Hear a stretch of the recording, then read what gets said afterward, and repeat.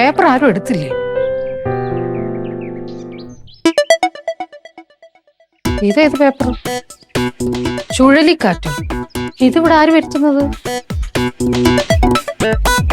എന്നുള്ള വാർത്തകള്.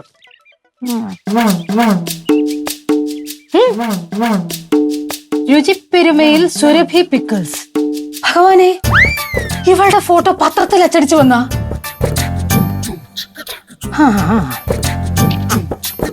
തൽക്കാലം ഇതിനി ഇവിടെ ഒരു ചർച്ചയാവട്ടെ. ഇനി ഇതാരും കാണില്ല മല്ലയ്യ.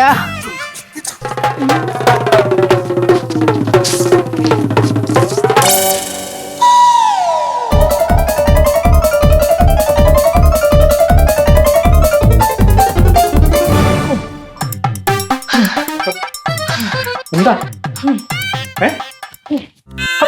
ലക്ഷ്മി, എനിക്ക് ഓഫീസിൽ പോകണമെന്നൊന്നും എനിക്കിവിടെ തലകറങ്ങിട്ടിരിക്കാൻ പാടില്ല.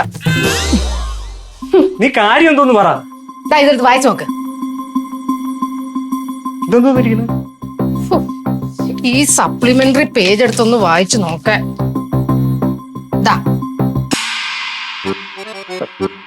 രുചിപ്പെരുമയിൽ സുരഭി പിക്കിൾസ്. കേരളത്തിൽ അങ്ങോളം ഇങ്ങോളം ഇതുവരെ അറിഞ്ഞിട്ടില്ലാത്ത രുചി പടർത്തിയ സുരഭി പിക്കിൾസ് മറ്റെല്ലാ അച്ചാറുകളെയും പിന്തള്ളി 1ാം സ്ഥാനം. ഇത് അമ്മയെ അറിയിക്കണമല്ലോ. വേണം.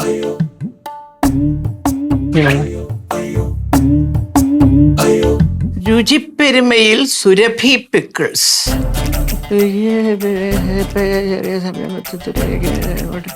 ഇത് ഏത് പത്രം? ഇതൊന്ന് ചുഴലിക്കാറ്റോ? എന്റെ ജീവിതത്തിൽ ഞാൻ ഇതുവരെ കേൾക്കാത്ത ഒരു പത്രമാണല്ലോ. അല്ല മാഡം, സാധാരണ ഇവിടുത്തെ ഈ ഗ്രോസറി ഷോപ്പിലൊക്കെ ഞാനിത് കണ്ടിട്ടുണ്ട്. Grocery shop? ജി. അയ്യോ, നാഷണൽ ഡെയിലി വരെ പണം അങ്ങോട്ട് എണ്ണി കൊടുത്താൽ നമ്മുടെ ജാതകം അടക്കം അടിച്ചിട്ട് വരും. അതമ്മ പറഞ്ഞത് സത്യം. അതാ ഞാൻ പറഞ്ഞത്. അമ്മ, ഇത് ഉറപ്പായിട്ടും അവന്റെ ബുദ്ധിയായിരിക്കും.